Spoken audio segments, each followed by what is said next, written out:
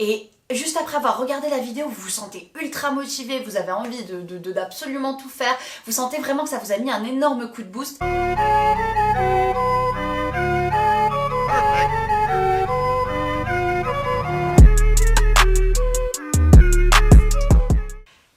J'espère que vous allez bien, je suis la fondatrice de Zia, la méthode innovante et antiscolaire pour apprendre l'anglais en 3 mois sur ziasweb.com.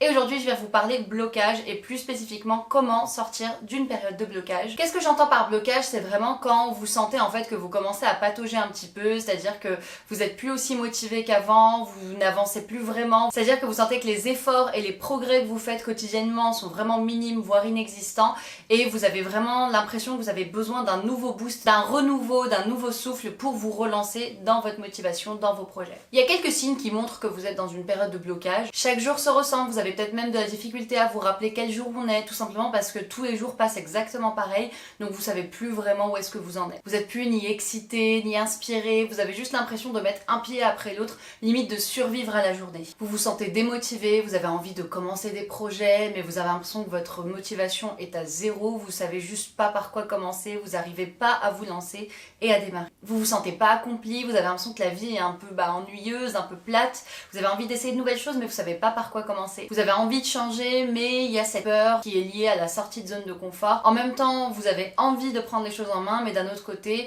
c'est vrai qu'il y a la sécurité de la zone de confort qui reste quand même bien présente. Alors la première chose à faire, ça va être de trouver la source de votre blocage parce que tous les blocages sont pas les mêmes. Votre blocage peut venir de votre vie amoureuse, votre vie professionnelle, votre vie familiale ou simplement d'une phase de votre vie pendant laquelle par exemple vous vous posez des questions, vous vous remettez en question, etc. Première chose à faire, prenez soin de vous. Dans ces moments-là, en fait, on a tendance à faire exactement ce qu'il faut pas faire, c'est-à-dire se taper dessus. On a tendance à se dire t'es trop nul, tu bouges pas, t'es en train de faire n'importe quoi. Ce qui fait qu'au final, on finit par rentrer dans une sorte de cercle vicieux, c'est-à-dire que on est bloqué, on se dit t'es super nul machin, on est en train de se taper dessus, ce qui fait qu'on est encore moins motivé à passer à l'action, ce qui fait qu'on passe encore moins à l'action, ce qui fait qu'on se tape encore plus dessus, donc là on rentre dans une espèce de gros cercle vicieux qui est en réalité sans fin. La première des choses que vous devez faire, c'est vous traiter comme vous traiteriez un ami, un membre de la famille, quelqu'un que vous aimez. Si jamais il traversait la même chose, vous lui apporteriez de l'amour, du soutien, et faites exactement la même chose avec vous-même.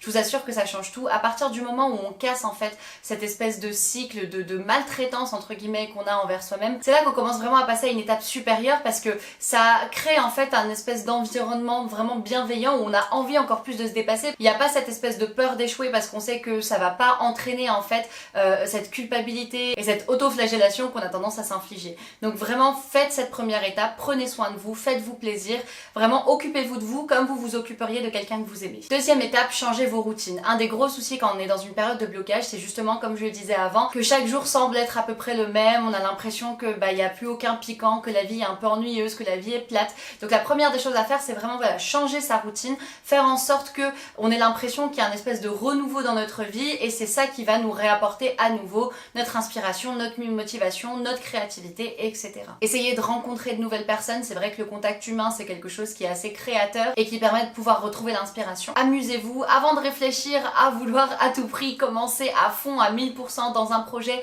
alors que vous êtes dans une période de blocage, prenez juste du temps en fait pour simplement vous faire plaisir et vous amuser, vraiment avoir cette sensation que la vie est géniale, que la vie a à vous offrir énormément de choses. Libérez du temps dans votre planning pour vraiment juste vous amuser, ne pas penser à votre emploi du temps, ne pas penser à votre productivité, ne pas penser à vos projets, juste prendre du temps pour vous amuser. Toujours dans cette volonté de changer de routine, essayez quelque chose de nouveau. Encore une fois, on essaye d'insuffler de la nouveauté, un renouveau à son quotidien, changer le chemin que vous prenez pour aller au travail, vraiment ça peut être des choses vraiment minimes comme celle-ci. Donc prenez un nouveau chemin, inscrivez-vous à un nouveau cours, un cours du soir ou quelque chose que vous pouvez suivre le week-end, commencez une nouvelle émission, une nouvelle série, etc. Et enfin, soyez spontané. Si vous avez l'impression que la vie est ennuyeuse, qu'elle est plate, quelque chose de génial, ça peut être vraiment de suivre des impulsions sur le moment, de vivre vraiment dans le moment. Donc soyez spontané, essayez de faire des choses qui vous donnent envie là tout de suite dans le moment présent. Dites oui à des choses pour lesquelles vous auriez en général dit non. Faites des choses spontanément sans les avoir trop planifiées au départ. Numéro 3, sortez. Les études ont montré à maintes et maintes reprises que le fait de sortir, non seulement ça a amélioré du coup notre santé physique, mais aussi notre santé mentale à travers la créativité.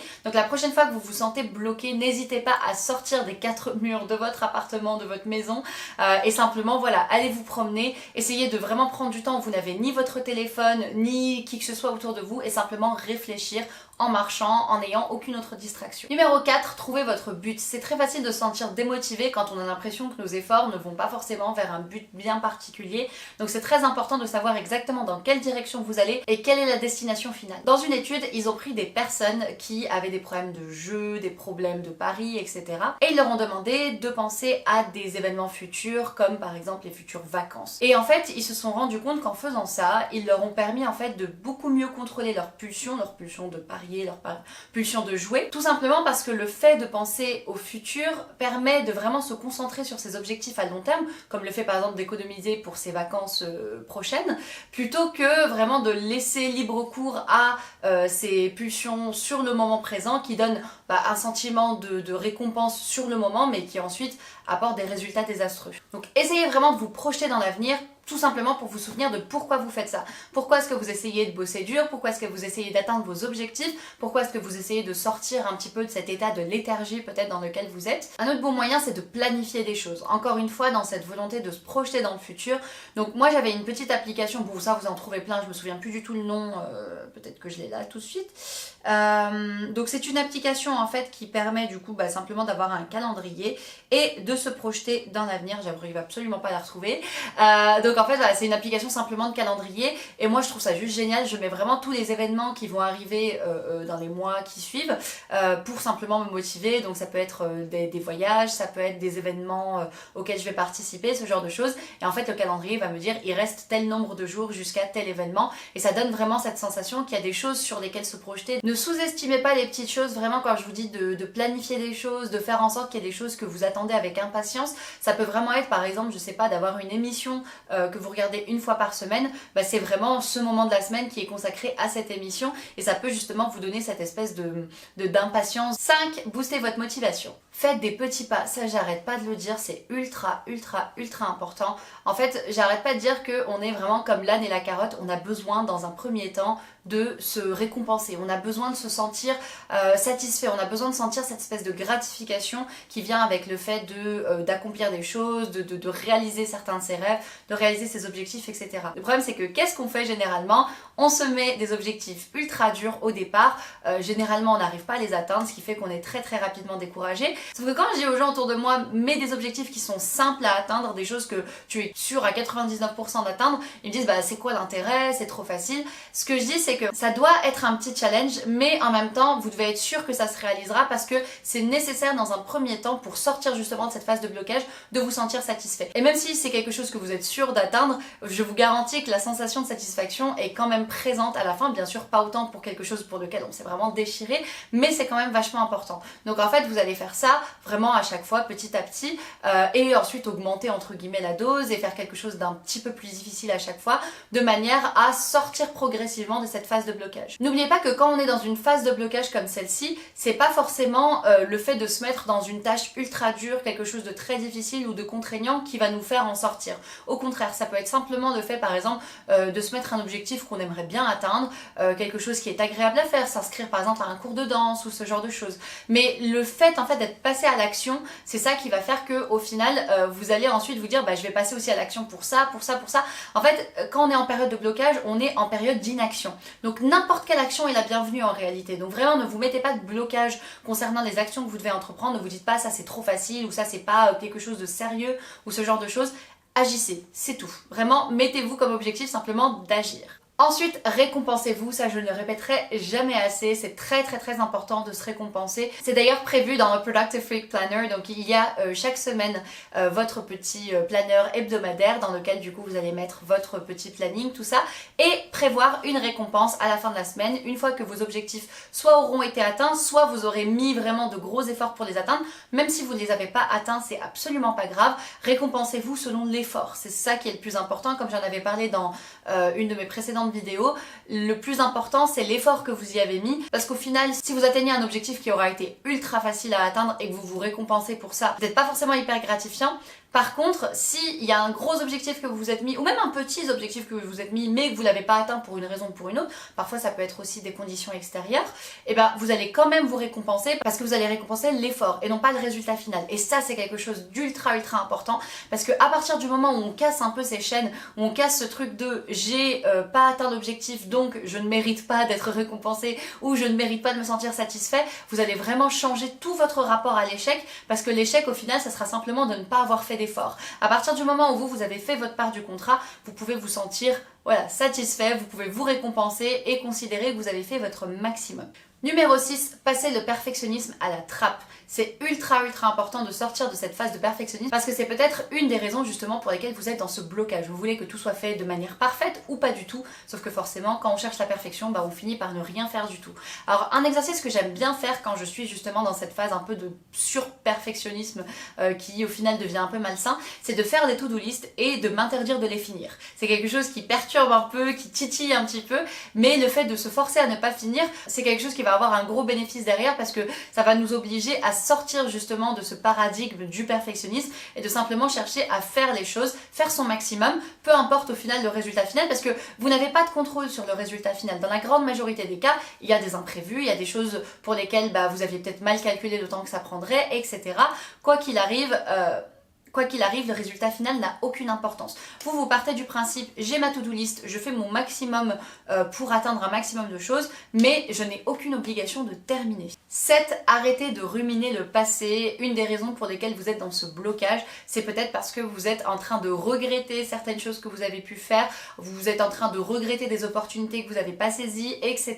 Je sais que je vais enfoncer des portes ouvertes, mais le regret ne vous apportera absolument rien. Il faut vraiment que ce soit quelque chose que vous vous disiez activement. Là, je suis en train de gâcher mon présent et mon futur par rapport à un passé sur lequel je n'ai absolument aucune influence. Numéro 8, cherchez l'inspiration. Ça vous est déjà arrivé de lire un bouquin ou de regarder une vidéo et juste après avoir regardé la vidéo, vous vous sentez ultra motivé, vous avez envie d'absolument tout faire, vous sentez vraiment que ça vous a mis un énorme coup de boost, et c'est exactement ce que vous devez chercher à faire. Il y a certaines vidéos, il y a certaines personnes aussi, il y a certains livres, peu importe, des articles ou que sais-je, qui vraiment vous donnent un énorme coup de boost, un énorme coup de motivation, et ça peut être vraiment super de mettre ça en place en complément d'autres petits conseils que je vous ai donnés depuis le début de cette vidéo pour justement sortir de cette phase de blocage, simplement trouver la motivation de faire le premier pas et les autres suivront. Numéro 9, visualisez-vous, reprendre le contrôle.